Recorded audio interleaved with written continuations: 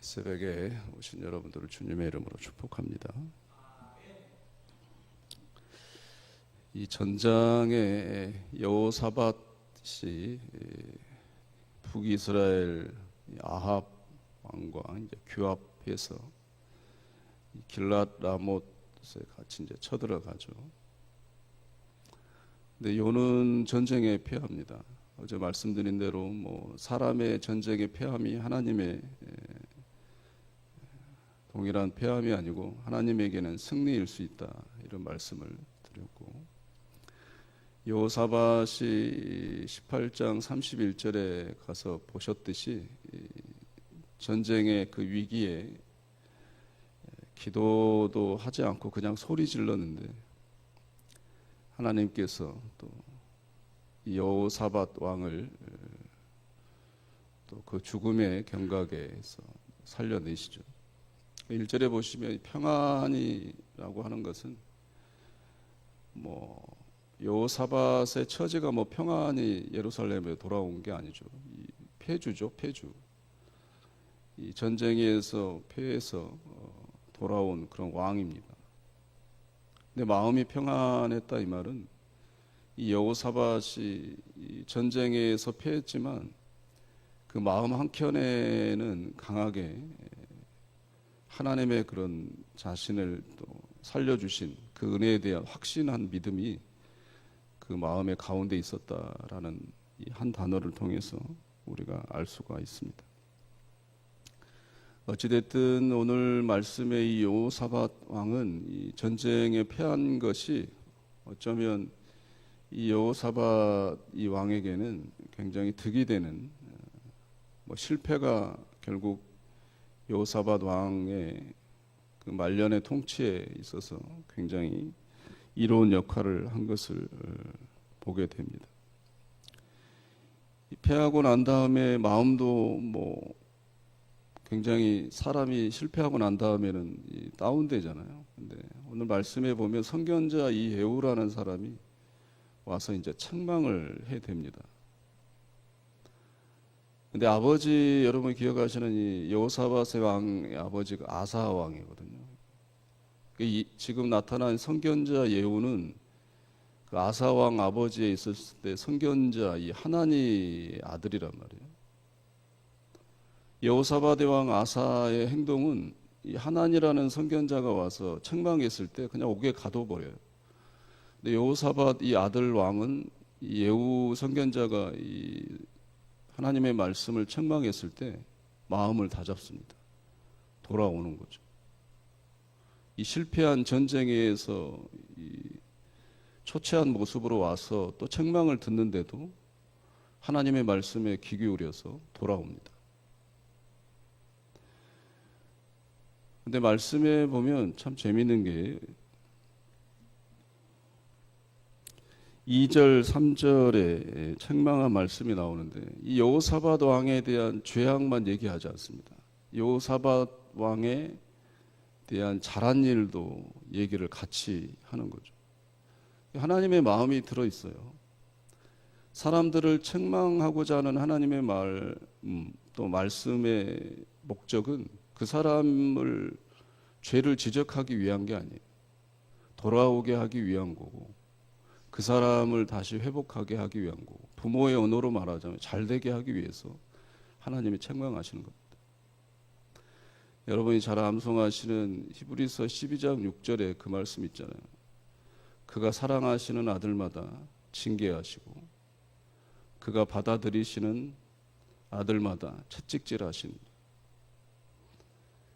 사랑하는 사람이기 때문에 징계하시고 하나님께서 받아들이신 아들이기 때문에 채찍질하시는 거예요. 공동번역은 매질한다 이렇게 나와요. 실패에 대한 또 우리들에게 어쩌면 이 곤란한 곤고한 그런 상황과 문제를 주신 이유도 우리들을 또 잘되게 하기 위해서 부모 마음의 그 이상의 하나님의 마음이다라는 사실을 잊지 마시기를 주의 이름으로 축원합니다. 본문은 19장은 열왕기에서는 기록이 안 돼 있어요. 누누이 말씀드린 것처럼 이 기자의 시각 다르기 때문에, 의도와 목적이 다르기 때문에 그렇습니다. 제2의 여호사밧 왕의 이제 종교 개혁이라고 해야 되나요? 뭐 종교 개혁뿐만 아니라 온 나라를 개혁했기 때문에 좀 한계적 표현이 있습니다만, 이 여호사밧 왕의 제2차 종교 개혁이 오늘 본문입니다. 그러니까 열왕기 기자는 기록하지 않고 있어요. 한마디로 역대기 기자의 의도가 숨어 있는 내용 중에 또 하나입니다.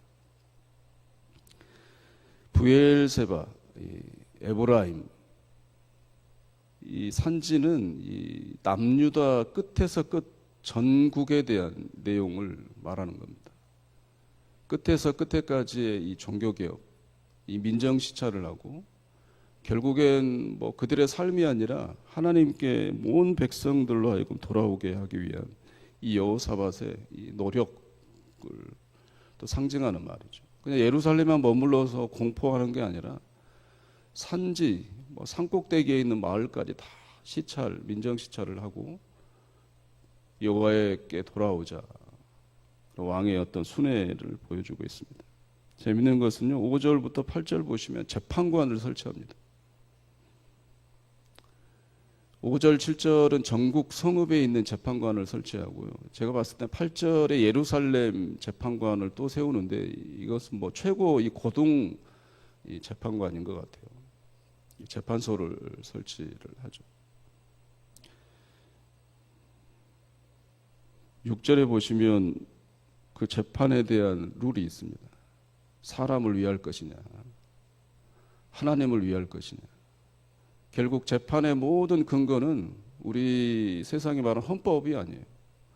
자국에 있는 뭐 헌법책에 관한 것이 아닙니다. 법률이 책이 아니에요.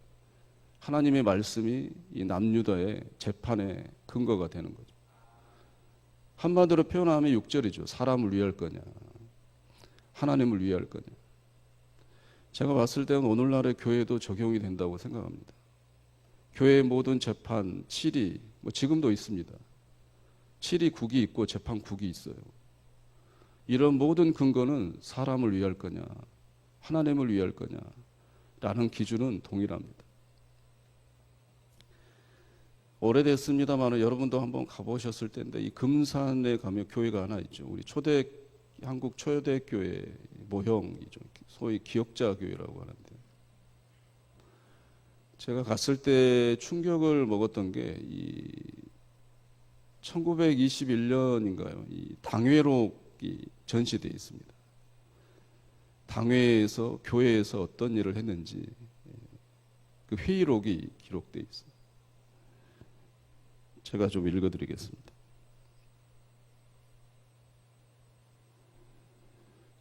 주 1921년 10월 1일 하오 8시에 두정리 당회가 제17회 본 예배당에 회집하여 기도로 계획하니 참석 인원은 이자기, 이호종, 양순칠, 제시이다.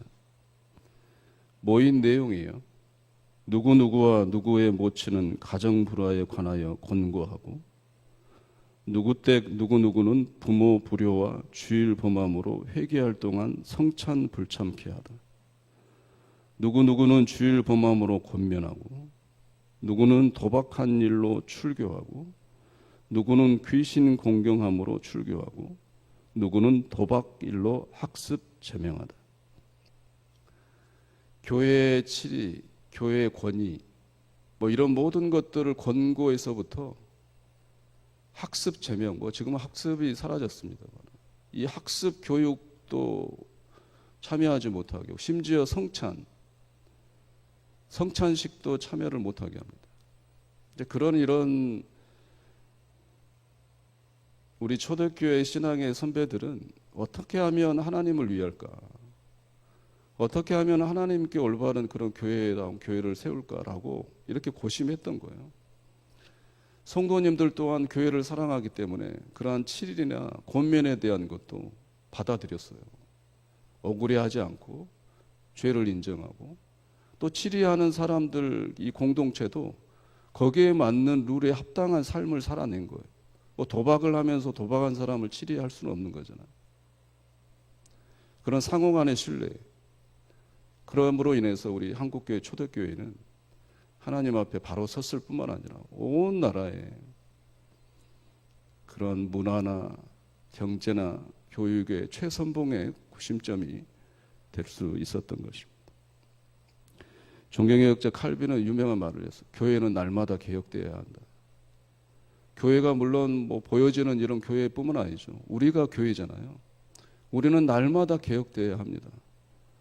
모토는 하나예요. 사람을 위할 것이냐, 하나님을 위할 것이냐.